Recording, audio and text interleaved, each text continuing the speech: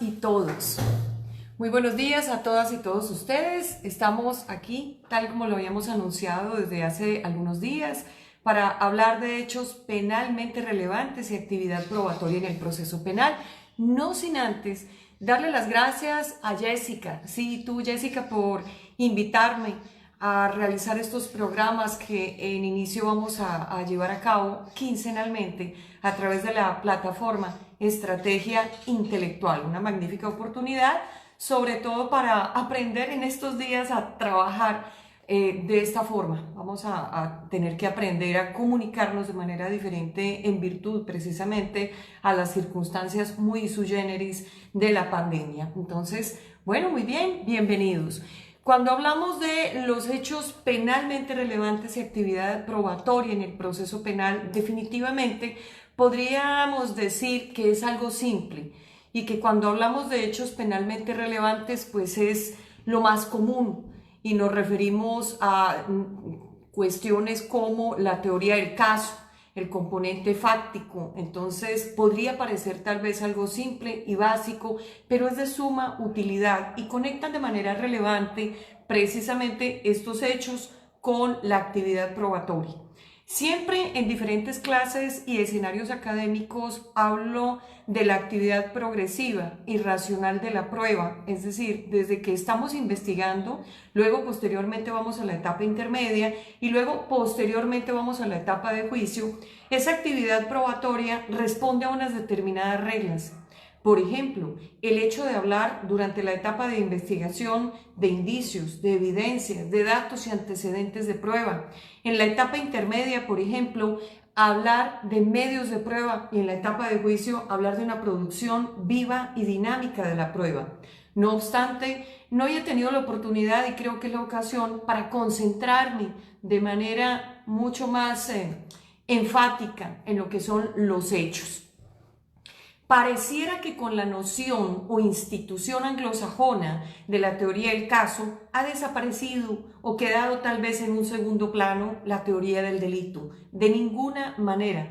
Tienen una relación inescindible, tienen una relación necesaria e inseparable, dependiente. La teoría del caso como una institución de carácter procesal, característica del sistema penal, acusatorio y adversarial, sobre todo de origen o raigambre anglosajón, que ha sido adoptada por Europa continental y ha llegado a América Latina, pero tiene una relación, insisto, de manera importante, necesaria y dependiente con la teoría del delito.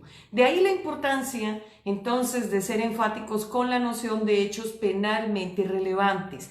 Cuando se presenta la noticia criminal, oígase bien, normalmente en cualquiera de sus modalidades se deja ver un catálogo de hechos, de información y por supuesto el Ministerio Público empieza a trabajar en diversas líneas de investigación y habrá de quedarse finalmente con la mejor. La teoría del caso le permite arribar como si fuera una pirámide invertida, descartando líneas de investigación, quedarse con la mejor y arribar a una hipótesis delictiva. Pero ese trabajo inicialmente, precisamente lo que le impacta es lograr desentrañar unos hechos penalmente relevantes. Y a veces la denuncia y cualquier otra de esas formas de noticia criminal o modalidades puede traer distractores. Pero también el abogado de la defensa debe trabajar en una teoría del caso. Entonces es importante entender que tanto la actividad probatoria como el desentrañar unos hechos implica realizar un trabajo metodológico, planeado, organizado, responder a preguntas típicas en materia de criminalística, como qué, quién, cómo, cuándo, dónde, por qué, para qué y con qué, el instrumento con el que se comete el delito. Entonces, obviamente, la defensa también debe y tiene la oportunidad de investigar, de tener su propia teoría del caso y de desentrañar unos hechos que le conduzcan a establecer hasta dónde tiene razón el Ministerio Público en su teoría del caso o si no tiene razón el Ministerio Público. Ya veremos algunos de estos detalles más adelante y tenemos una hora para poder platicar de este tema que es uno de los tantos temas apasionantes del proceso penal acusatorio y adversarial. Me gusta mucho el tema de las pruebas, pero creo que antes de hablar de pruebas, necesariamente hay que hablar de los hechos. ¿Cómo vamos a armar la historia? Recuérdese que la teoría del caso, instituto de carácter procesal de suma importancia, nos da la oportunidad de establecer el primer componente como punto de partida. ¿Cuál? El componente fáctico. Y me preguntan a mí, a ver, profesora, pero qué sencillo, pues el componente fáctico son los hechos. Y le digo, a ver, sí, pero más que los hechos son las proposiciones. Los hechos están ahí, pero que lo que los abogados presentamos ante los jueces son proposiciones, enunciados que acotan los hechos, que nos permiten incluso descartar, filtrar y depurar algunos distractores que se pueden presentar en cualquiera de las modalidades de la noticia criminal y quedarnos entonces con la información más eficaz y de ahí partir para hacer un encuadramiento, hechos penalmente relevantes, hechos con una connotación normativa que son importantes para el mundo del derecho, pero que adicionalmente, para llegar al tercer componente, que es el probatorio, nos permite entonces empezar a resolver aquellas preguntas típicas en materia de criminalística.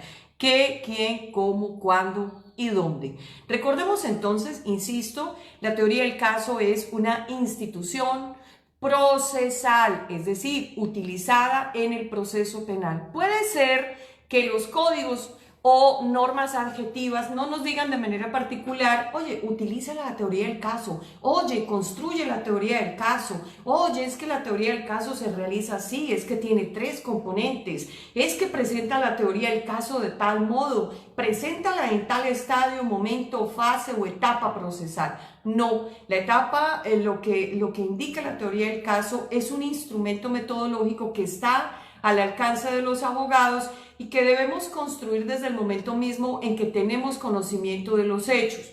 Nos permite conseguir información, clasificarla, organizarla, depurarla y armar los argumentos de una manera asertiva para llegar ante los jueces y obviamente lograr que se declaren a nuestro favor las pretensiones de los intereses que le asisten a la parte que representa cada uno de los abogados en la contienda litigiosa. Muy bien.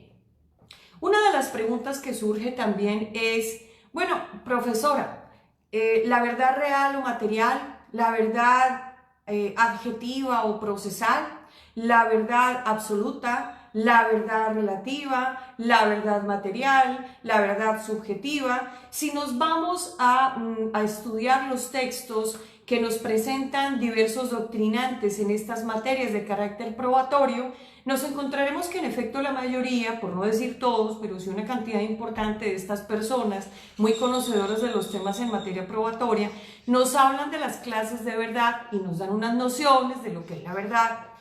Pero se ha podido finalmente llegar a un consenso en medio de todo.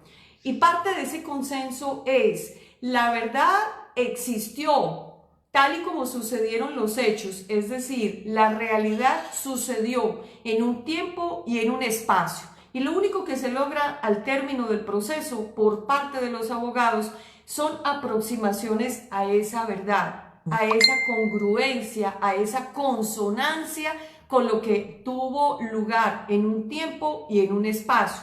Y me preguntarán, pero esto no tiene que ver con temas de ética de que los abogados mientan o quieran mentir.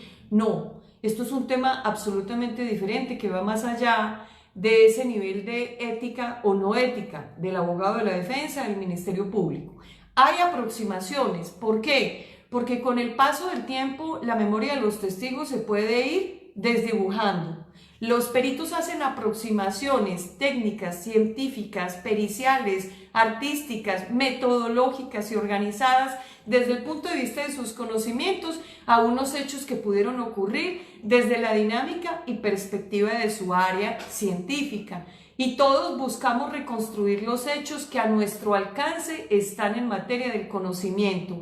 Y el juez habrá de quedarse con la mejor información. En cualquiera de estas dinámicas, tanto para el juez, tanto para el Ministerio Público, como para el abogado de la defensa, es muy importante desentrañar los hechos. Insisto, por esto he elegido este tema para arrancar hoy con estas transmisiones, hechos penalmente relevantes. Los hechos penalmente relevantes son entonces ese primer reto, tanto del Ministerio Público como de la defensa, pero sobre todo el Ministerio Público. ¿Por qué? Porque el Ministerio Público es el titular de la acción penal por mandato constitucional, por mandato legal, por mandato constitucional, artículo 21. Es titular de la investigación y por supuesto que agotando unos grados del conocimiento o estándares de la prueba, debe ir verificando ante los jueces que esos hechos se puedan demostrar, que esos hechos puedan ser verificados. Muy bien. Objetivos específicos. ¿Por qué he elegido este tema? Es importante para los abogados, tanto para el Ministerio Público como para el abogado de la defensa, lograr un esquema estratégico de planeación del caso, muy bien, pero además de puesta en escena del caso. Y al inicio de esta presentación decía que el Ministerio Público debe luchar por buscar, consolidar una hipótesis delictiva, en tanto que el abogado de la defensa debe buscar una hipótesis defensiva. El Ministerio Público tiene una única forma de litigar: ir de manera progresiva y cronológica, construyendo y presentando su teoría del caso. El abogado de la defensa, más temático que cronológico. El abogado de la defensa ante el Ministerio Público tiene tres formas de construir y presentar su teoría del caso, que son estrategias típicas de la defensa: pasiva, solo de crítica; activa o afirmativa, que es buscando romper ese componente jurídico que sería el segundo pilar o teoría jurídica de la teoría del caso.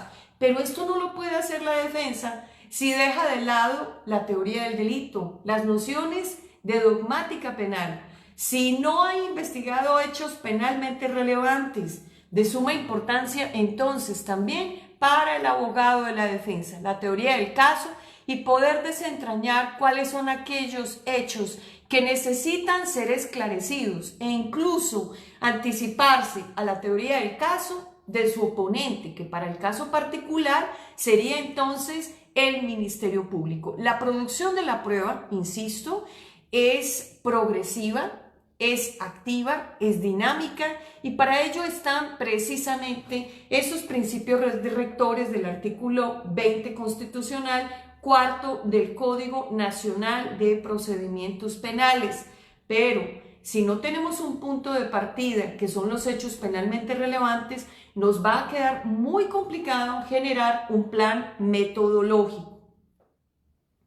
Muy bien, cuando hablamos de los hechos penalmente relevantes, del esclarecimiento de los hechos, sin duda esto cuenta con un soporte de carácter constitucional, Constitución Política de los Estados Unidos Mexicanos, artículo 14, apartado A, que al tenor dice: el proceso penal tendrá por objeto el esclarecimiento de los hechos, procurar al inocente, procurar que el culpable no quede impune y que los daños causados por el delito no queden impunes. Artículo 14 promueve además el debido proceso, pero en conjunto tenemos que hablar de derechos como acceso a la justicia, intimidad, inviolabilidad del domicilio, integridad física y todo en la égida del principio de la presunción de inocencia, sin descartar los derechos y garantías que le asisten a la víctima y que el artículo 20, en una plena simetría y equilibrio, equidad, ha querido presentar en su apartado B, en su apartado C, derechos y garantías del inculpado, derechos y garantías de la víctima. Ello para indicar que tanto para el Ministerio Público como para la defensa es muy importante el esclarecimiento de los hechos con una investigación eficaz, asertiva, organizada, metodológica, ordenada, que responda a preguntas básicas en materia de criminalística, pero que también busque al máximo acercarse al esclarecimiento de los hechos. Los hechos entonces tienen esa relevancia al mundo normativo. Hacemos un primer encuadramiento desde que estamos investigando. Esos hechos penalmente relevantes aguantan un debate en grado de probabilidad hasta la audiencia de vinculación. El Ministerio Público sale con un término para terminar o perfeccionar en fase complementaria esa investigación. La defensa también sale a realizar su actividad, acabar de investigar, perfeccionar, para que se descubra toda la baraja probatoria en la etapa intermedia.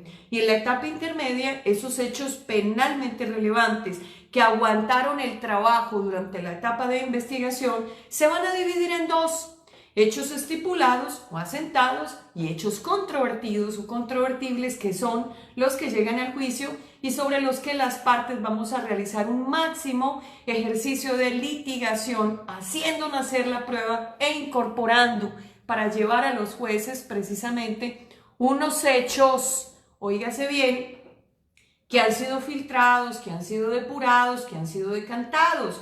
Y entonces, ministerios públicos con los que estamos en este espacio conversando, por favor, sé que no la tienen fácil, pero que los hechos penalmente relevantes con los que ustedes avancen en el proceso no sean un control copy de la denuncia o de un informe de policía homologado. Me dirán, bueno, pero eso es lo que tenemos a nuestro alcance. Ojo, porque los hechos penalmente relevantes tampoco se pueden confundir con hechos indicadores, ni con los medios de prueba propiamente dichos. Son cuestiones absolutamente diferentes que iremos revisando un poco más detalladamente a medida que avancemos en esta plática. Muy bien, yo creo que tenemos la oportunidad de revisar si hay algunas preguntas o comentarios, pero al término voy a calcular que estemos bien de tiempo. Tengo una hora, creo que llevamos casi 25 minutos de transmisión en vivo, y pues aquí tengo yo mi libreta, tengo una pluma. Si ustedes tienen libreta y pluma a la mano y quieren de pronto generar alguna pregunta, tienen alguna inquietud en este sentido, seguimos avanzando. Muy bien.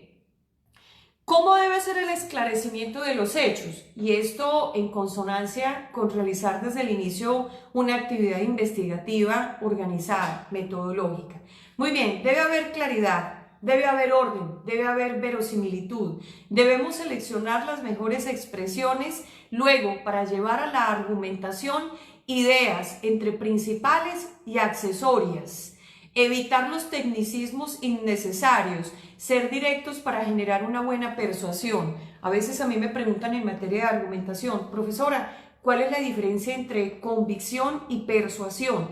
Bueno, la persuasión es parte del ejercicio argumentativo de las partes, de los abogados que representamos a las partes.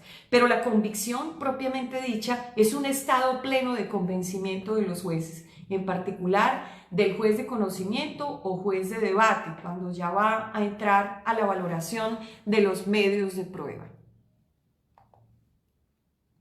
Muy bien, pues atendiendo las instrucciones que me fueron generadas desde incluso el viernes para probar cómo iba a ser la transmisión en directo, voy a checar aquí si hay alguna observación de mi instructor de tecnología, Juan Carlos. Creo que vamos bien.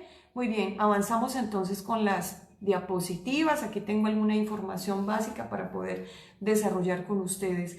Muy bien.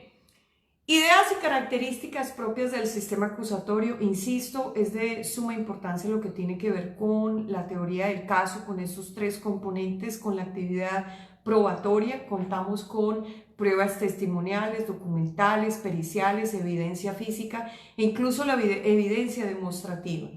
Toda esta información que nosotros pretendemos llegar o llevar o trasladar al juicio, obviamente debe pasar por un filtro. Pero insisto, es de suma importancia lo que tiene que ver precisamente con el componente fáctico. Muy bien, los hechos en el proceso penal, insisto, los primeros hechos con los que nosotros arrancamos serían entonces los hechos penalmente relevantes. Cuando llegamos a la etapa intermedia y pasamos por los filtros, entre otras cosas hay un filtro importante que es de carácter probatorio, es como la médula, saber qué es lo que finalmente vamos a poder desahogar en la etapa de juicio.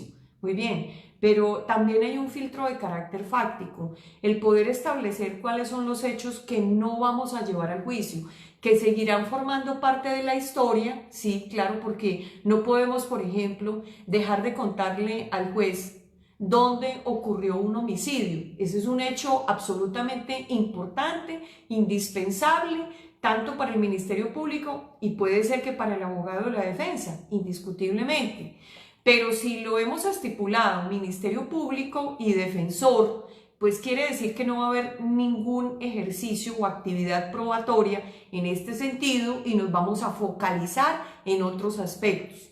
Hay veces me preguntan a mí, profesora, y de los hechos penalmente relevantes, ¿cómo sé qué debo negociar, qué debo estipular en la etapa intermedia? Bueno, pues es aquello que no afecte a tu teoría del caso, que no afecte obviamente a los intereses de la parte que representas y sobre lo que pueda generar un debate que sea entonces absolutamente indispensable. Ahora bien, también me preguntan, bueno, y los hechos penalmente relevantes al llegar a la etapa intermedia, entonces los hechos estipulados son aquellos que están ampliamente probados o que podrían ser ampliamente verificables en el juicio. Puede ser una de las cuestiones importantes para definir si vale la pena o no llevarlo al juicio. Las partes pueden en la etapa intermedia ofrecer medios de prueba, sí, en cuanto a los hechos estipulados o asentados y en cuanto a los hechos controvertidos o controvertibles, pero precisamente ese filtro de la etapa intermedia te permite renunciar luego a aquellos medios de prueba que te habían permitido establecer cuáles son esos hechos que no vas a llevar como controvertidos o controvertibles y con ello privilegiar, por ejemplo, los principios de la concentración y la continuidad que son tan importantes para evitar dilaciones injustificadas. Lo que hemos dicho hasta el momento entonces es que hablar de hechos penalmente relevantes en un momento determinado y luego al llegar a la etapa intermedia en hechos asentados o estipulados y hechos controvertidos o controvertibles, pues es de suma importancia porque nos permite incluso entonces, insisto, darle celeridad al proceso y concentrarnos tanto los jueces como los ministerios públicos y los defensores en un debate que sea absolutamente productivo. Muy bien. ¿Por qué son importantes? A ver, ¿por qué es importante hablar de hechos penalmente relevantes? Deben manifestar una relación con el tipo penal. Es muy importante entender que los hechos penalmente relevantes nos deben permitir establecer esos elementos subjetivos, descriptivos, normativos, determinar la presencia o ausencia del sujeto activo, del sujeto pasivo, las formas de intervención, participación, autoría.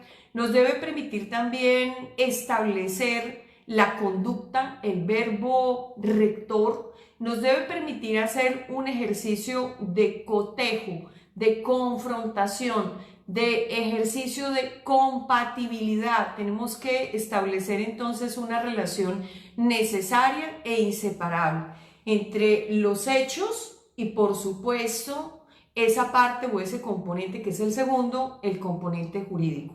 Ahora bien, hablé hace un momento de hechos indicadores.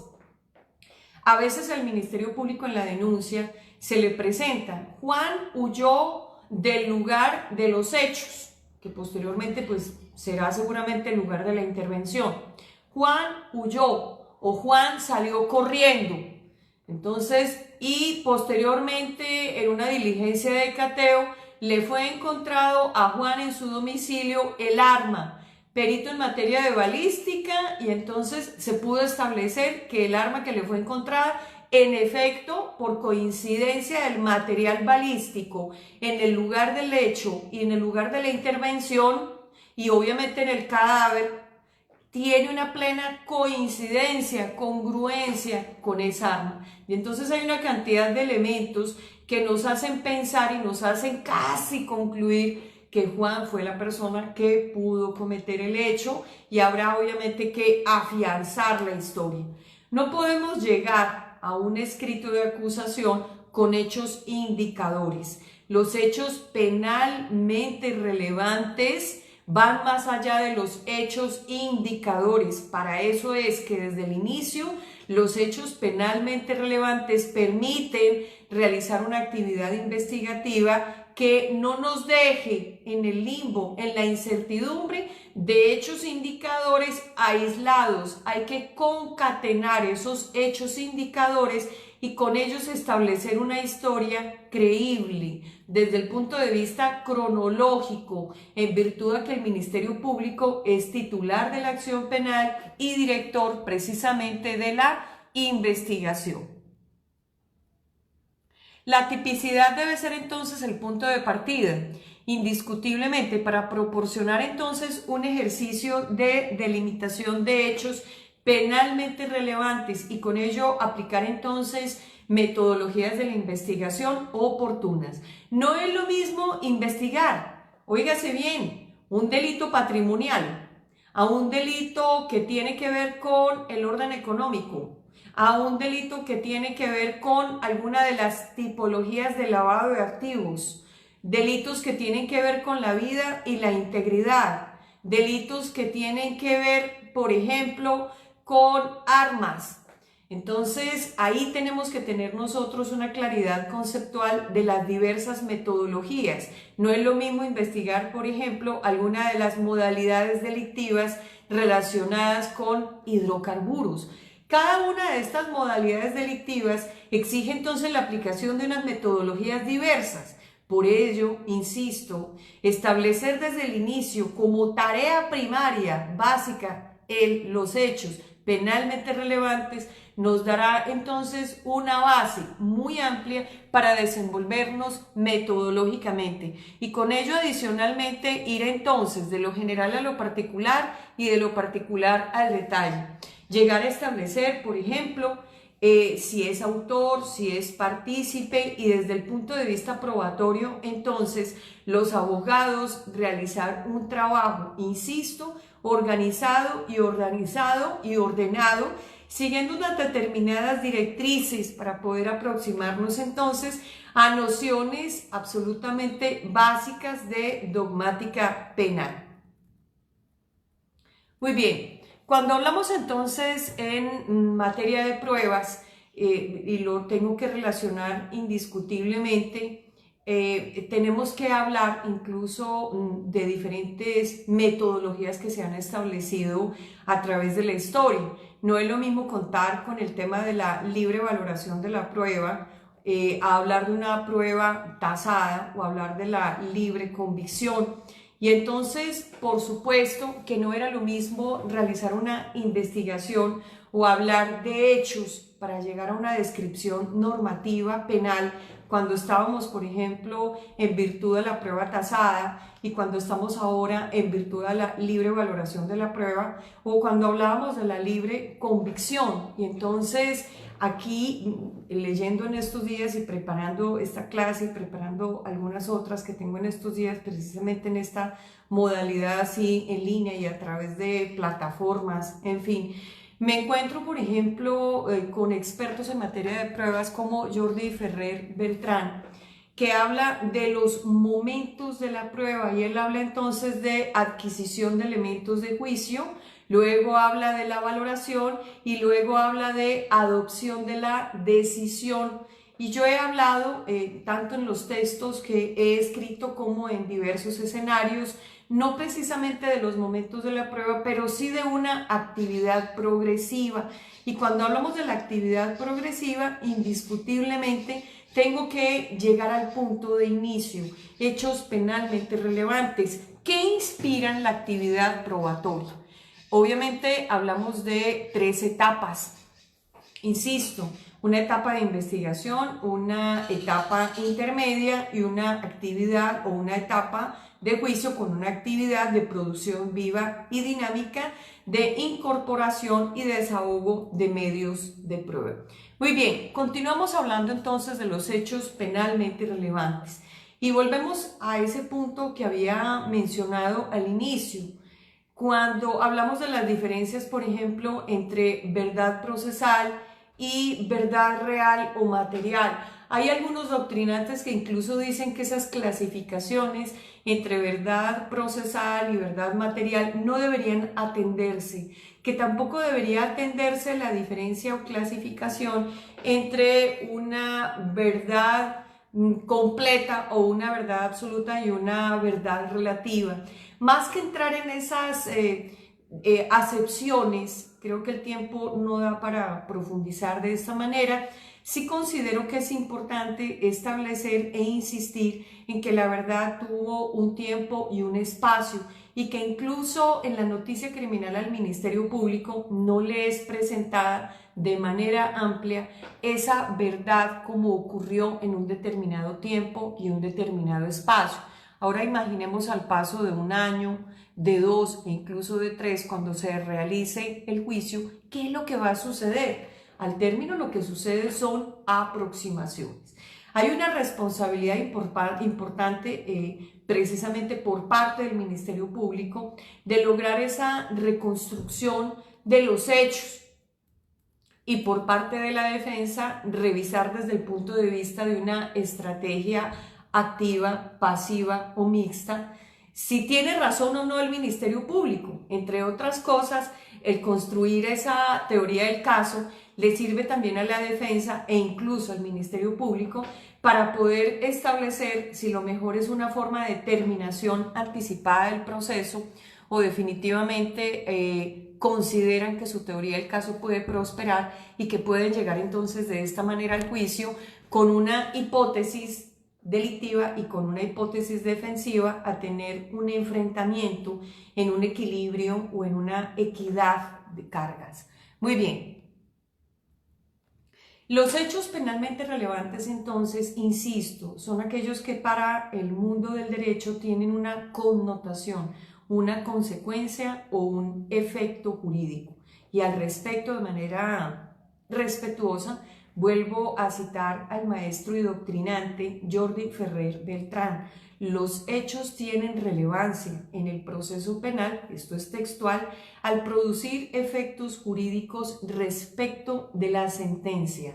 Los hechos no son meras manifestaciones que se trazan como requisitos de la demanda, es decir, los hechos están de manera general, es decir, cumplen una obligación macro, es la historia, pero los abogados lo que finalmente presentamos y que estamos desde el inicio construyendo a partir de la noticia criminal para el Ministerio Público y a partir de la formulación de la imputación para el abogado de la defensa, son las proposiciones, enunciados, afirmaciones y negaciones que acotan los hechos.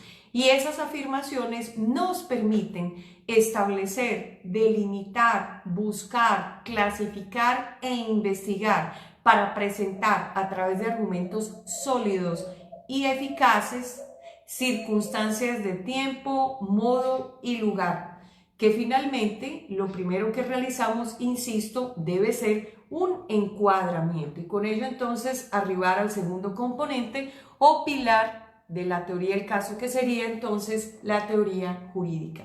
Teoría del delito, dogmática penal.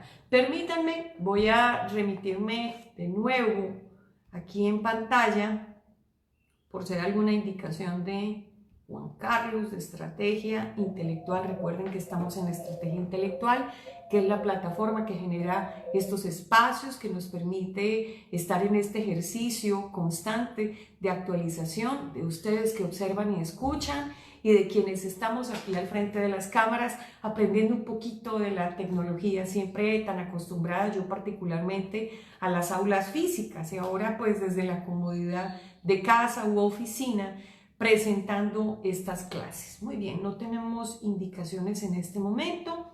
Continuamos entonces.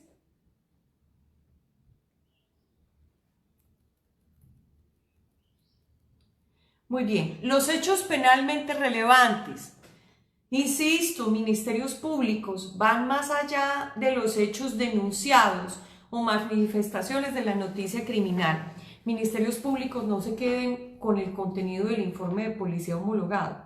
Yo sé que ese informe de policía homologado, pues en muchas ocasiones, a veces casi para llegar a la etapa intermedia, es lo que se tiene.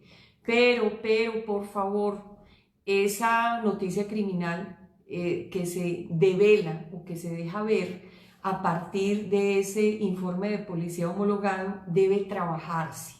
Es decir, a partir de esa información debe realizarse una actividad investigativa más amplia, muy amplia.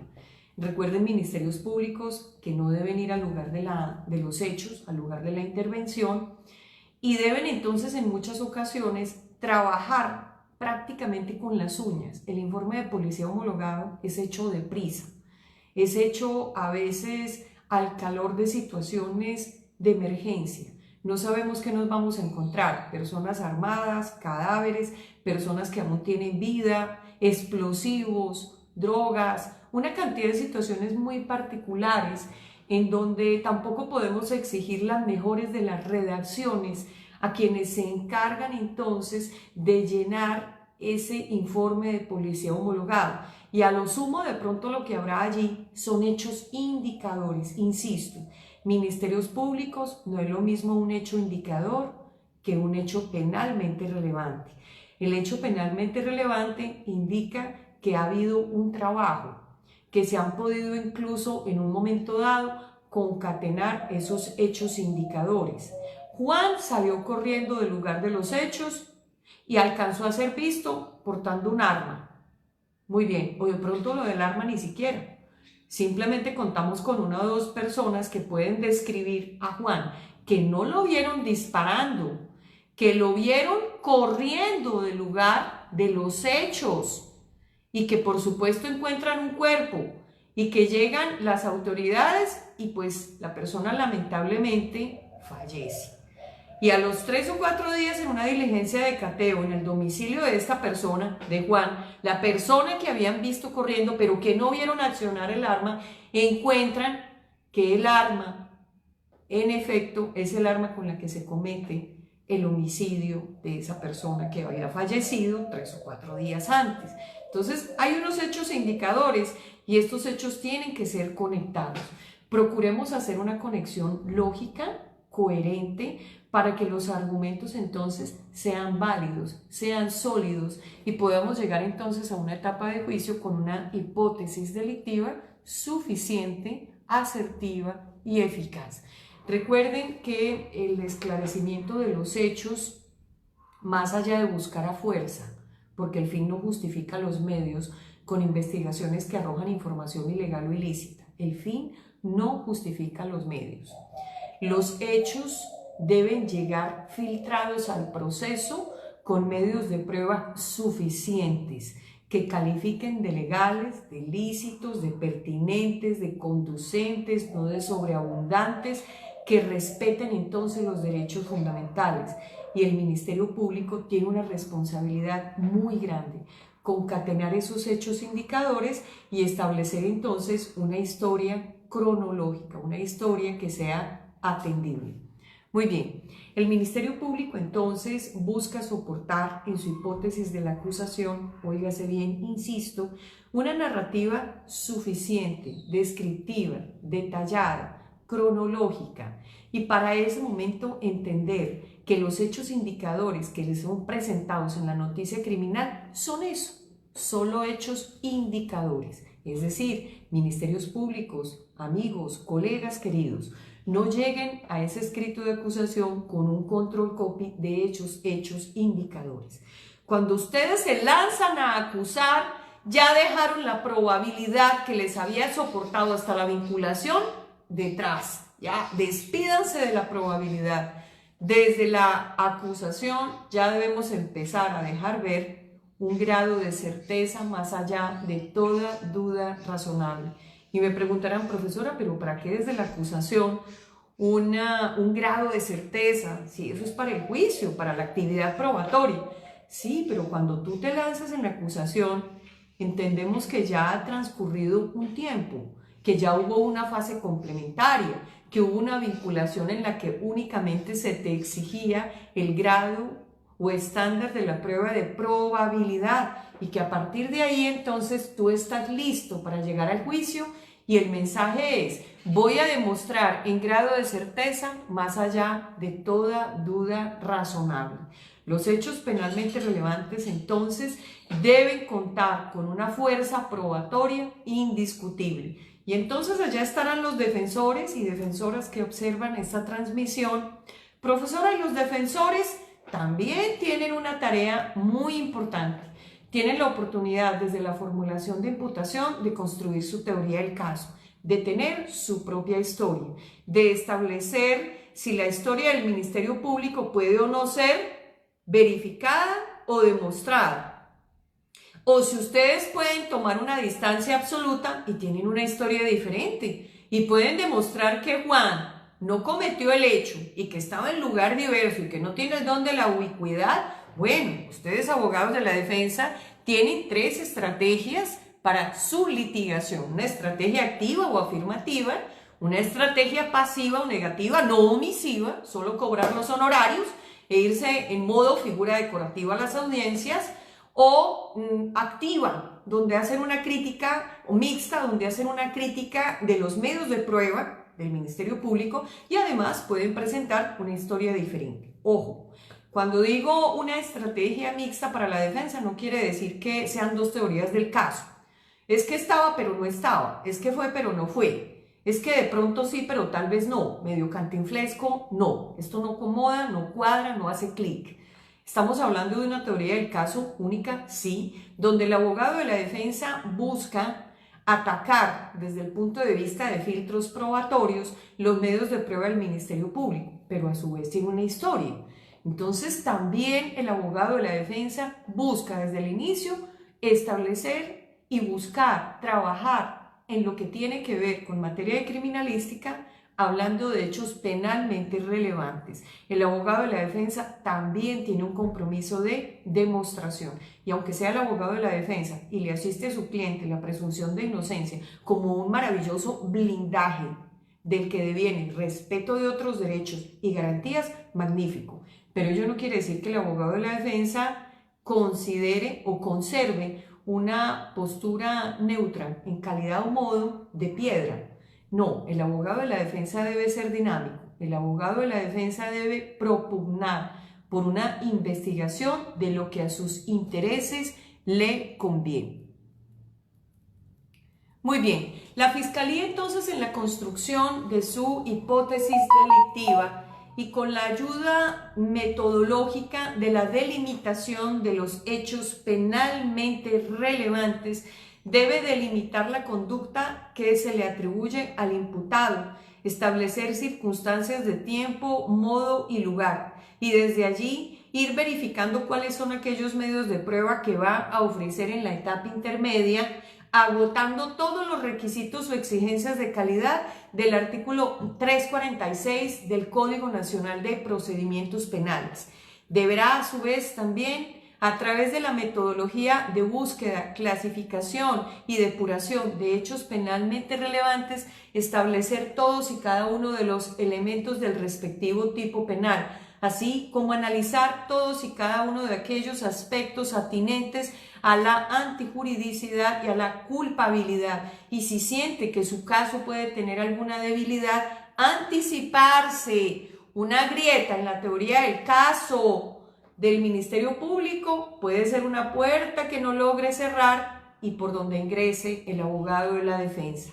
A su vez, también el abogado de la defensa debe establecer cuáles son sus puntos más fuertes y sus puntos más débiles. Para eso sirve la construcción de la teoría del caso.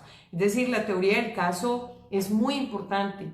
Nos permite a nosotros buscar información, clasificarla, depurarla, descartarla. ¿De dónde a dónde va la teoría del caso? Para el Ministerio Público la teoría del caso va desde la noticia criminal y llega hasta prácticamente la etapa del juicio en la presentación de su alegato de clausura. Y no es lo mismo el alegato de clausura ni el alegato de apertura que la teoría del caso. Son 3 cosas absolutamente diferentes. La teoría del caso es un instrumento metodológico, ya hemos venido diciendo a qué se refiere y que tiene 3 componentes: fáctico, jurídico y probatorio. El alegato de apertura es una presentación descriptiva o puesta en escena de esa teoría del caso. El alegato de clausura es prácticamente la pincelada final de ese lienzo. La teoría del caso es un lienzo, es macro, muy bien. Y el alegato de clausura te permite decirle al juez qué fue lo que finalmente pudiste probar tú y qué fue lo que no pudo demostrar la parte contraria. Muy bien, ahí diríamos es ese rango para el Ministerio Público. Para el abogado de la defensa, la teoría del caso nace formalmente, básicamente, con la formulación de imputación, lo que no quiere decir que el abogado de la defensa lo llame el cliente a medianoche y le diga, oiga, imagínese, tengo una situación, me van a detener, o que te llame alguien y te diga, oiga, detuvieron a un tío o a mi papá, a un hijo, y entonces imagínese que viene dizque la audiencia de control de la detención, abogado, y las cosas ocurrieron de esta manera, que entre otras cosas a veces nos cuentan las cosas así como fragmentadas. Entonces a veces pareciera que el abogado de la defensa tiene más dificultad que el Ministerio Público para armar la mencionada teoría del caso, dadas las circunstancias en las que el cliente te cuenta las cosas. Llegamos a las audiencias y como que el Ministerio Público ahí enfrente nos acaba de contar la historia, y entonces salimos a codear un poquito al inculpado para que nos acabe de contar cómo son las cosas. Es decir, lo que quiero enfatizar es que también el abogado de la defensa puede y debe armar su teoría del caso, partir de hechos penalmente relevantes tanto para el Ministerio Público como para el abogado de la defensa, es de suma importancia. Muy bien, no olvidemos tener en consideración que una vez tenemos elaborada la teoría del caso, debemos entonces empezar a prepararnos argumentativamente para ir a las 3 etapas del proceso: actualizarnos en materia de jurisprudencia, no olvidar lo que tiene que ver con derechos humanos y derechos fundamentales, privilegiando constitucionalidad, convencionalidad, artículo primero constitucional, y ello, insisto, de suma importancia, tanto para el Ministerio Público como para el abogado de la defensa. En ninguna de las dos posturas procesales se puede buscar arribar a una hipótesis o delictiva o defensiva, respectivamente, ministerios públicos y abogados de la defensa, vulnerando derechos fundamentales. El desentrañar los hechos penalmente relevantes debe ser un trabajo inteligente, metodológico, organizado, respetando y acogiendo cuestiones esenciales y también complejas, ¿por qué no?, si ello se necesita, en materia de criminalística, estudiando la descripción típica de cada una de las conductas, poder desentrañar cuáles son las necesidades probatorias de cada uno de los delitos, para responder a preguntas básicas en materia de criminalística: qué, quién, cómo, cuándo, dónde, por qué, para qué y con qué elemento con el que se comete el delito. Sí, pero por favor, respetando derechos fundamentales. Abogados de la defensa que realizan actos de investigación, por favor, tengan mucho cuidado cuando realicen las entrevistas. Estas deben llevar las firmas de entrevistados y entrevistadores. Si tú, abogado de la defensa, eres el que se va a sentar en la audiencia de juicio, procura que la entrevista sea realizada por un compañero abogado o por un investigador de tu oficina, o si lo contratas por fuera del caso, porque no es correcto, no es atendible que seas quien firma la entrevista y a la vez tú seas quien va a la audiencia. Es decir, hay que respetar las formas, pero sustantivamente los derechos fundamentales. A veces pareciera que en los tecnicismos del proceso penal acusatorio se pierden cuestiones como la dogmática penal, teoría del delito. De ninguna manera, absolutamente importante. Es fundamental en los argumentos de los abogados saber el delito que pretendemos demostrar o desvirtuar para el caso de los defensores. Y es de suma importancia el respeto de derechos fundamentales. Permítanme, voy a una tercera revisión de mi pantalla de WhatsApp con Juan Carlos, y aquí le voy a preguntar si hay alguna indicación.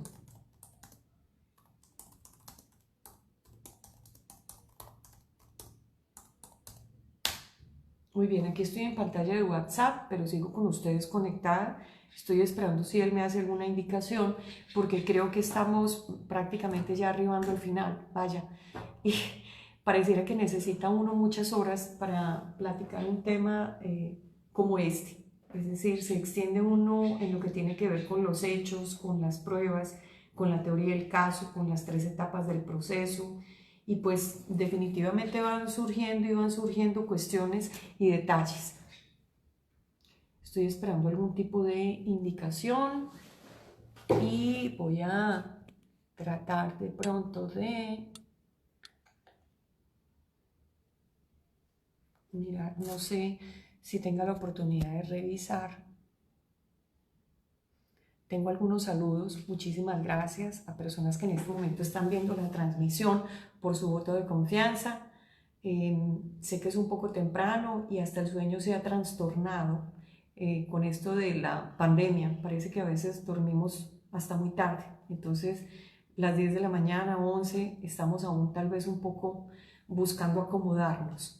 Sin embargo, y de nueva cuenta, les agradezco muchísimo por estar conectadas y conectados. Hay algunas personas, alumnas, alumnos, colegas de la judicatura, ministerios públicos, defensores, estudiantes de licenciatura, maestría, doctorados, diplomados. Insisto, esta es la forma que tenemos por el momento para comunicarnos, se aprecia y se valora que hayan personas que promuevan la cultura de la actualización, precisamente como es estrategia intelectual. Jessica, Juan Carlos, que me han hecho esta cordial y atenta invitación para presentar cada 2 semanas una transmisión en vivo donde podamos tener este contacto. Hace mucha falta la docencia, hace falta estar actualizándonos. Les invito a todas y a todos a que estemos checando, realizando lectura. No es fácil, insisto, hasta los hábitos cambian en el sueño, pero sin embargo, el tratar de tener 2 o 3 horas de lectura diarias, el poder en YouTube bajar algunos videos que están realizando algunos colegios de abogados de otros países, también aquí en México. Hay personas que están propiciando el realizar 1 o 2 videos a diario, lo cual es de suma utilidad para poder entonces estar al día con todos los temas jurídicos. Bueno, pues hemos llegado al final. Les quedo muy agradecida a todas y todos. Ahí estoy en el Facebook. Si tienen algún comentario, por aquí no sé cómo de pronto podamos estar en sintonía. Me están diciendo que termino a las 11 y desconozco por aquí si hay algún tipo de pregunta. Pero si ustedes quieren realizar en el Facebook algún tipo de comentario, créanme, estoy atenta. Una servidora, siempre muy agradecida. Las personas que nos dan ese voto de confianza. Esto es uno de esos temas de absoluto interés que creo son de los temas básicos para entender el proceso penal, acusatorio y adversarial en sus diversas etapas. La teoría del caso como un instrumento metodológico. Es muy importante poder seguir trabajando en estos temas y lo que tiene que ver con pruebas, pues hay unos excelentes doctrinantes como Jordi Ferrer. Entonces los invito pues a seguir con esta plataforma de estrategia intelectual y nos vemos en 2 semanas, 15 días. Lunes de 10 a 11 de la mañana seguiremos en esta sintonía. Ya pronto les avisaría cuál sería el tema del segundo programa o segunda transmisión. Excelente día.